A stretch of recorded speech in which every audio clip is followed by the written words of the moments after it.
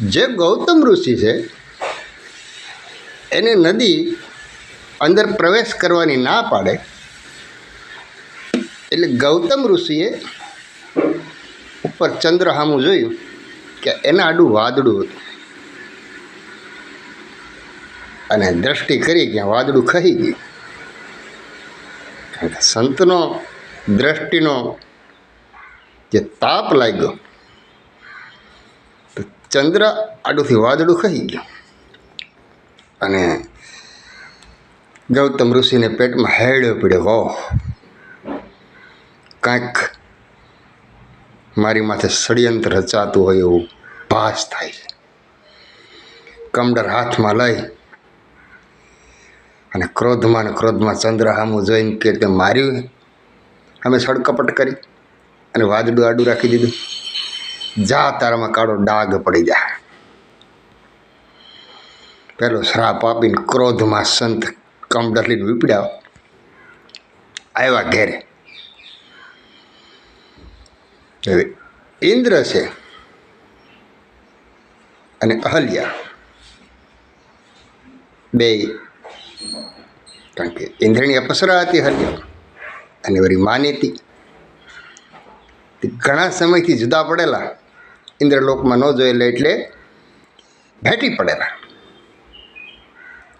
બેયની આંખમાં અશ્રુ, ઇન્દ્ર અને અહલ્યા અને એકબીજા ભેટી પડ્યા. આવું દ્રશ્ય ગૌતમ ઋષિ આવીને જોયું. ઓહો! અને ગૌતમ ઋષિએ સીધો શ્રાપ આપ્યો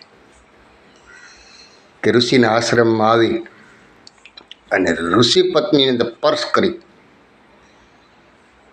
જા, તારામાં 1000 છિદ્ર પડી જાય.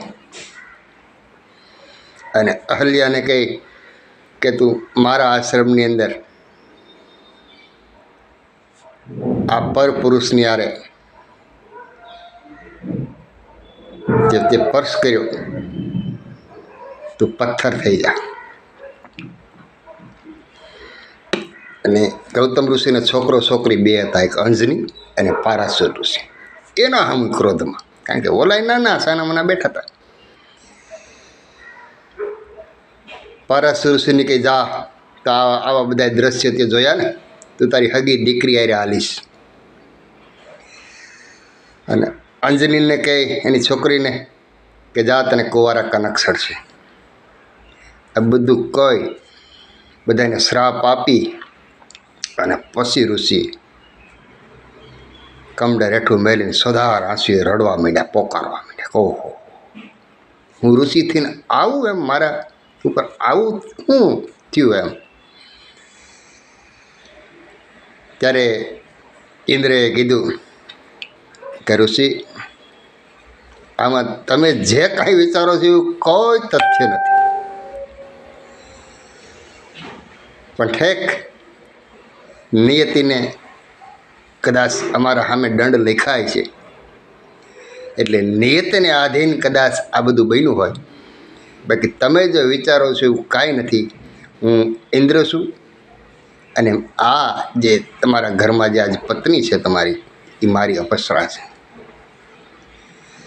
મને ખબર વગરના બ્રહ્માએ તમને અર્પણ કરી દીધી છે, એટલે ઇન્દ્રલોકમાં ન દેખાતા હું એની શોધખોળ કરતાં કરતાં અહીં મૃત્યુલોકમાં આવ્યો છું.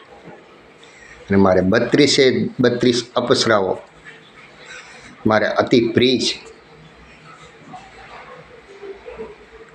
જ્યારે ગૌતમ ઋષિને એમ થયું કે ઓહો, મારાથી મોટી ભૂલ થઈ ગઈ, આ તો બધાને હરાપ આપી દીધા, હવે શું કરવું. ગૌતમ ઋષિ કે મારો દીધેલો શ્રાપ મિથ્યા તો નહીં જાય. પણ ઇન્દ્રને કહી, જો આવું જ હોય તો જાઓ, તમારે 1000 છિદ્ર તો પડશે જ, પણ રામજીનો વરઘોડો જનકપુરમાં નીકળશે અને એ વરઘોડાના તમે દર્શન કરશો એટલે તમારા 1000 છિદ્ર 1000 નેત્ર બની જાય, અને પાછા તમે ઇન્દ્ર લોકમાં જઈને ઇન્દ્રનું સ્થાન ગ્રહણ કરી શકશો. અહલ્યાને કહેવું તારે પથ્થર તો થવું જ જોઈએ, પણ જા, ત્યારે રામ વનમાં આવશે અને એના પગની રજ તારા ઉપર પડશે, એટલે તું પથ્થરમાંથી પાછી અહલ્યા થઈ અને સ્વર્ગમાં પાછી જઈ શકીશ. હમ કહી અને ઋષિ સોધાર આંસુ રેડા. અને પછી તો અંજની હતા એ ખાડો ગારી અને ડોકું બહાર રાખતા અને ડટાઈને રહેતા. અને પારાશર ઋષિ છે એ નદીની સામે કાંઠે તપસ્યા કરવા હોયા ગયા.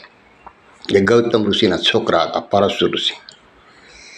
તે સમયે નદી પાર કરવામાં નૌકા જે હાંકતા, એ નૌકાની બરોબર હોશોહોશ ભેગા ને ત્યારે એના શરીરમાંથી એક પરસેવાનું બિંદુ પડ્યું. એ માછલીએ ઝીલી લીધું અને એ માછલીના પેટની દરેક બાળકી થઈ મત્સ્યગંધા પોતે. ઋષિ તો તપસ્યા કરવા હોઈ ગયા, પણ જ્યારે મત્સ્યગંધા 16 વર્ષની થઈ, 15-16 વર્ષની, ત્યારે ઋષિ તપસ્યા કરીને પાછા આવતા હતા. આગળની કહાની પછી કહું. હર હર મહાદેવ. જય અલેકધણી.